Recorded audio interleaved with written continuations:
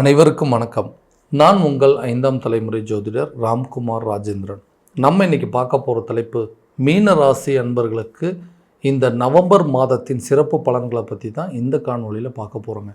ஆண்டுக்கோள்கள் என்று சொல்லக்கூடிய சனி பகவான் உங்களுடைய ராசியில், அதாவது ஜென்மஸ்தானத்தில் சனி பகவான், 12ஆம் இடத்தில் ராகு பகவானும், 6ஆம் இடத்தில் கேது பகவானும் சஞ்சரிக்கிறாங்க.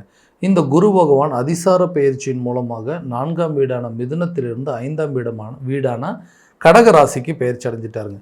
புதன் பகவான் துலாம் ராசியிலும், செவ்வாய் பகவான் விருச்சக ராசியிலும் சஞ்சரிக்கிறார்கள். இந்த மாதம் 3ஆம் தேதி சுக்கிரன் கன்னி ராசியிலிருந்து துலாம் ராசிக்கும், 17ஆம் தேதி சூரிய பகவான் துலாம் ராசியிலிருந்து விருச்சக ராசிக்கும் பயிற்சி அடைப்போம். இதுதான் இந்த மாத கோள்கள் மற்றும் ஆண்டு கோள்கள் என்று சொல்லக்கூடியது. ஸோ இந்த நிகழ்வு காலகட்டங்களில் மீன ராசி அன்பர்களுக்கு இந்த நவம்பர் மாதம் தன்னுடைய வாழ்க்கையில் எந்த விதமான அற்புதங்கள் மற்றும் மேன்மையை தரப்போகுது அப்படிங்கிறத இந்த காணொலியில் தெளிவாகவும் துல்லியமாகவும் பார்க்கலாங்க. நம்ம சேனலை ஃபஸ்ட் டைம் பார்க்குறவங்க அதை சப்ஸ்கிரைப் பண்ணிக்கோங்க. பெல் பட்டனை கிளிக் பண்ணி ஆல் அப்படிங்கிற ஆப்ஷன் கொடுத்துருக்காங்க. மீன ராசி அன்பர்கள் குரு பகவானை அதிபதியாக கொண்டவர்கள். 5ஆம் வீட்டில் குரு பகவானுடைய பயிற்சி நடந்த காலகட்டங்களில் அந்த குருவுடைய பார்வை அப்படிங்கிறது 1, 9 மற்றும் 11ஆம் வீட்டில் படுதுங்க. ஸோ இந்த காலகட்டங்களில் குருவுடைய பார்வை ஜென்மஸ்தானத்தில் படும்பொழுது தன்னுடைய வாழ்க்கையில் இதுவரை இழந்த இழப்புகளையும் நஷ்டங்களையும் சரி செய்யக்கூடிய ஒரு காலகட்டமாக இருக்க போது.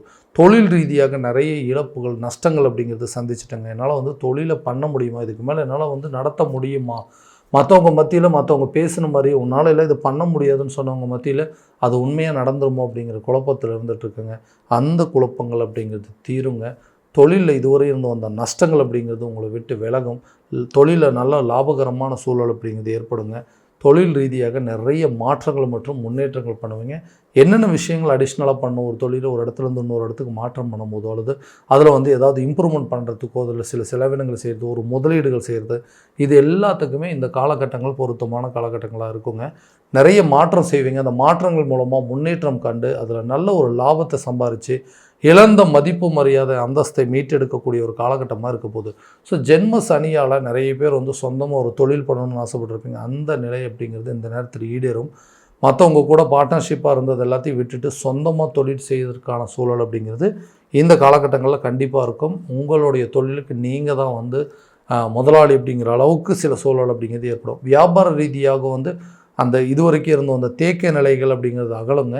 பிஸ்னஸை சரியாக பண்ண முடியல, அந்த இடத்துலேருந்து வேறு எங்கேயாவது ஷிஃப்ட் பண்ணிடலாம் அப்படின்னு நினைக்கிறது கூட இந்த காலகட்டங்களில் கட்டாயமாக நீங்கள் மாற்றலாங்க. வேலை ரீதியாக நிறைய மாற்றங்கள் வேணுங்க. ஏன்னா வேலையில் எந்த ஒரு இம்ப்ரூவ்மெண்ட்டுமே இல்லை. வேலை செய்கிறேன் நானும் 10ஓட 11 நானும் வேலை செஞ்சுட்டு தான் இருக்கேன். அந்த வேலையில் எந்த ஒரு இன்க்ரிமெண்ட் அப்படிங்கிறது இல்லை, ஒரு சேலரி ப்ரமோஷன் அப்படிங்கிறது இல்லை, ஒரு ட்ரான்ஸ்ஃபர் கேட்டாலும் கிடைக்க மாட்டேங்குது. கூட வேலை செய்கிறவங்க எல்லாமே நம்மளை எதிரியாக பார்க்குறாங்க. உயர் அதிகாரிகளை கூட நம்மளோட சகஜமாக பேச மாட்டேங்கிறோம். நம்மகிட்ட இருக்கக்கூடிய குறைகளை மட்டுமே கண்டுபிடிச்சிருக்காங்க. என்ன காரணம், ஒரு வேளை ஜென்ம ராகு இருந்த காலகட்டங்களில் இந்த பிரச்சனையா அல்லது ஜென்ம சனியால் வந்த பிரச்சனையானு தெரியல.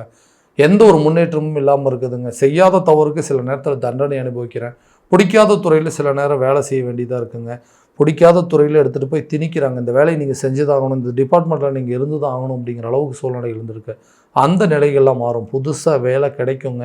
உங்களுடைய டிபார்ட்மெண்ட்டில் உங்களுக்கு பிடிச்ச துறையை தேர்வு செய்வதற்கான வாய்ப்புகள், கூட இருக்கக்கூடிய எதிரிகள் உங்களுக்கு நண்பர்களாய் மாறக்கூடிய காலகட்டமாக இருக்க போது.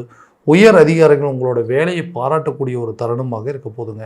திருமணமாகாத நபர்களுக்கு திருமணம் சம்மந்தப்பட்ட யோகம். இது வரைக்கும் 7ஆம் பாவகத்தில் கேது பகவானுடைய சஞ்சாரம் இருந்து அவர் அந்த இடத்துல மாறிட்டார். ஓகேங்க, திருமண தடைகள் அப்படிங்கிறது விலகிருச்சு இல்லையா? ஆனால் ஏன் எனக்கு நடக்கவே மாட்டேங்குது? எவ்வளோ ஜாதகம் பார்த்துட்டாங்க. பார்க்குற ஜாதகமெல்லாம் ஏதாவது ஒரு காரணத்தினால ஒன்று வயசு ஜாஸ்தியாக இருக்குதுங்க, இல்லைனா தோஷம் இருக்கிற ஜாதகம், இந்த மாதிரி நிறைய இடையூறுகள் வந்துடுது. ஜாதகங்கள் எல்லாமே சேர்ந்து சதி பண்ணுற மாதிரி சில சூழ்நிலைகள் இருக்குது. நிறைய கோயிலுக்கு போயிட்டு வந்தாச்சு, நிறைய பரிகாரங்கள் பண்ணிட்டேன், எதுவுமே எனக்கு சரியான விதத்தை அமையல.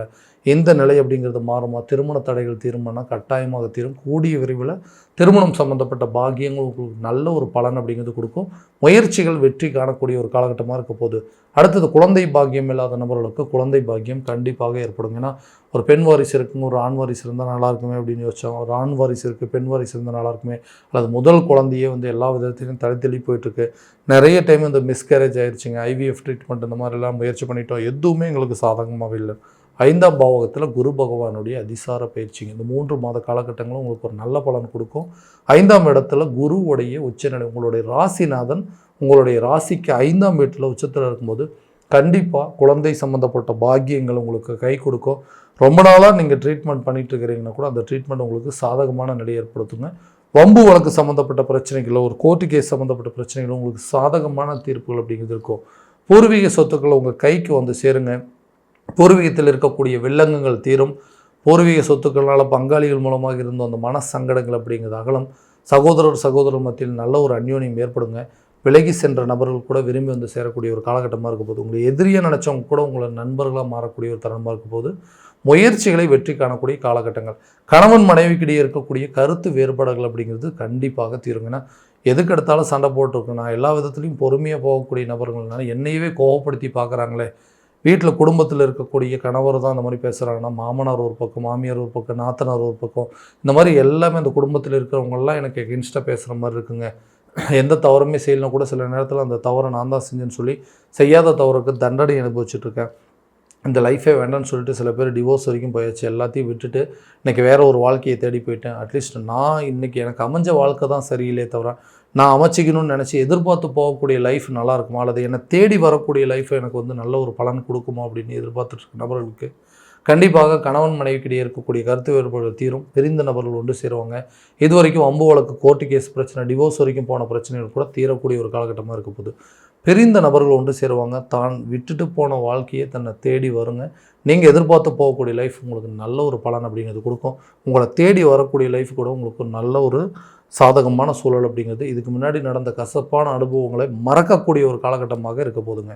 வீடு கட்டக்கூடிய முயற்சிகளில் எல்லா விதமான பலன் அப்படிங்கிறது இந்த பாக்கியஸ்தானத்தில் செவ்வாய் பகவானுடைய ஆட்சி பலத்தினால வீடு கட்டக்கூடிய யோகம், வீடு கட்டுவதற்கான சில முயற்சிகள் இந்த நேரத்தில் பலன் கொடுக்கும்.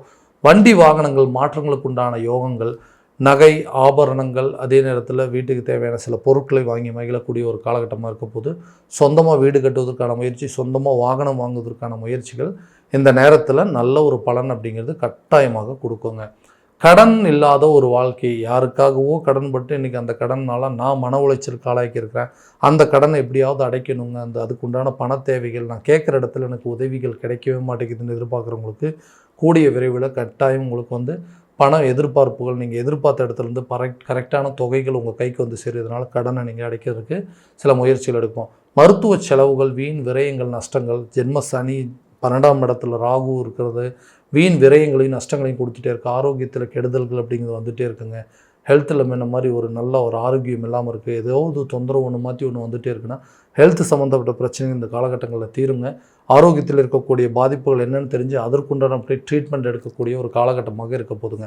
கல்வியில் இதுவரை இருந்த அந்த ஞாபக மறதிகள் அகலும். கல்வியில் நல்ல ஒரு மேன்மையும், உயர்கல்வி சென்று படிப்பதற்கான சூழலும், வெளியூர் மற்றும் வெளிநாடு சம்மந்தப்பட்ட யோகங்கள் அப்படிங்கிறதெல்லாம் இந்த காலகட்டங்களில் நிச்சயமாக நடக்க போதுங்க.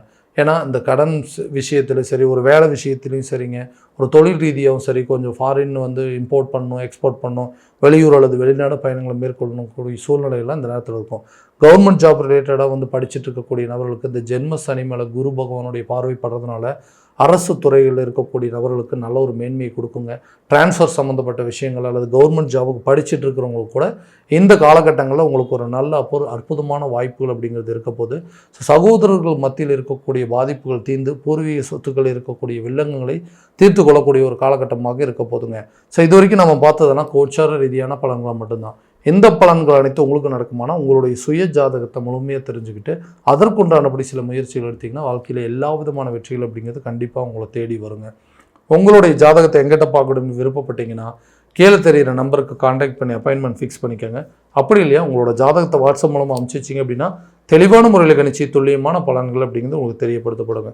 மீண்டும் அடுத்த காணொளியில் உங்களை சந்திக்கும் வரை உங்களிடமிருந்து விடைபெறுவது உங்கள் ராம்குமார் ராஜேந்திரன். நன்றி.